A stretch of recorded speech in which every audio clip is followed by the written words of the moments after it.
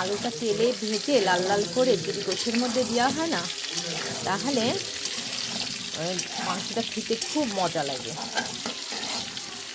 আর আরেকটা কথা বলি শোনো, যে ফেসবুকে প্রফেশনালভাবে কাজ করতে এসে প্রথমেই যদি মানে দ্রুতই যে আমি এখনই ইনকাম করবো, এখনই আসতেছে না কেন এইসব চিন্তা করি, তাহলে কিন্তু এখান থেকে সফলতা পাওয়া যাবে না।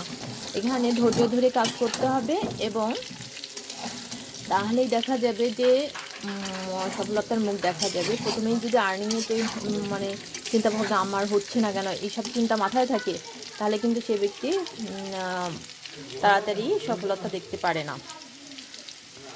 সেজন্য কাজ করতে হবে, ধৈর্য ধরে কাজ করতে থাকতে দেখা যাবে যে একসময় ঠিকই সে আর্নিং করতে পারবে। এরকম